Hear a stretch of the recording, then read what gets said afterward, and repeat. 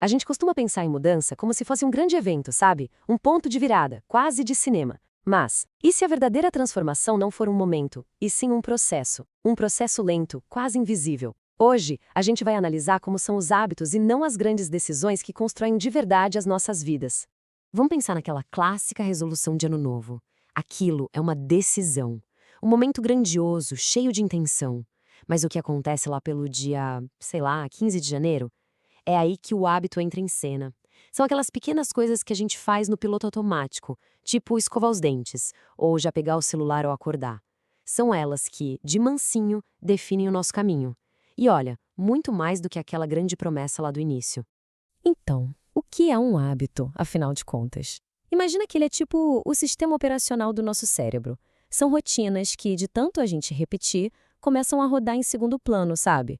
E isso é genial, porque libera a nossa memória RAM mental para a gente focar em problemas novos, em coisas criativas, em vez de ficar gastando energia para decidir cada passinho do dia. E aqui está a ideia central de tudo isso. A nossa vida não é como um raio que cai uma vez só. Ela se parece muito mais com uma árvore, cujas raízes e galhos são formados por pequenos padrões que se repetem, dia após dia. São esses pequenos gestos, quando são consistentes, que juntos definem a estrutura de quem a gente é e para qual direção a gente cresce.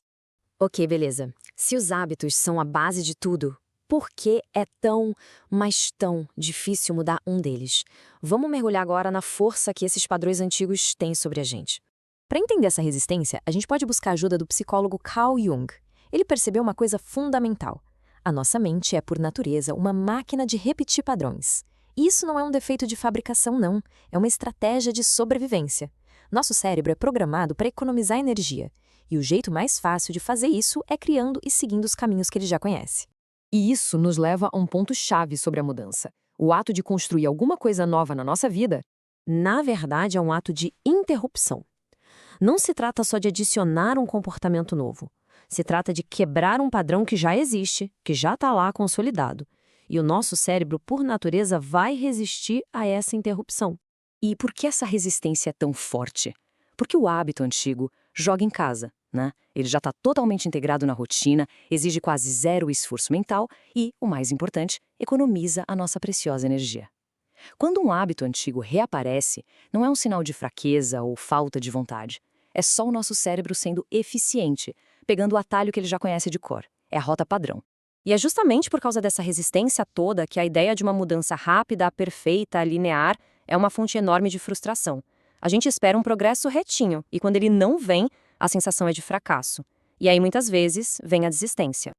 Então, vamos sair um pouco do mito e entrar na realidade. Bora ver como funciona a construção real de um hábito, que é, na verdade, um processo constante de ajustes. A realidade da mudança se parece mais com isso aqui, um ciclo contínuo. Tudo começa com a repetição, o simples ato de fazer, mesmo quando a motivação some. Daí, inevitavelmente, vêm as falhas. O segredo é não ver como fracasso, mas como informação. E essa informação nos leva aos ajustes, onde a gente adapta, refina a abordagem, até que o novo hábito finalmente se encaixa. Não é uma subida reta, é mais como uma espiral de aprendizado.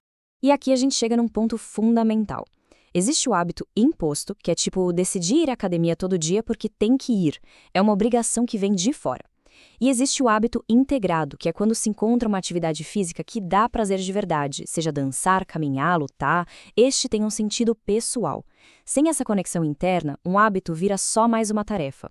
Com ela, ele se torna parte de quem a gente é. O ponto crucial é este. O poder não está no tamanho da mudança, mas na consistência.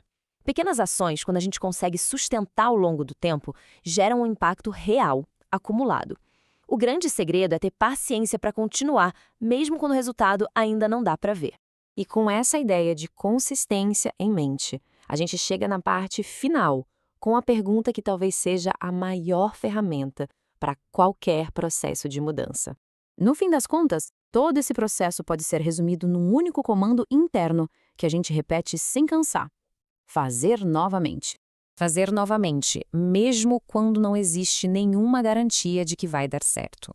E, talvez o mais difícil de tudo, fazer novamente, mesmo sem perceber nenhuma mudança imediata, confiando que o processo está acontecendo por baixo dos panos. É essa persistência silenciosa que constrói um resultado que dura. E assim a gente encerra com essa reflexão final.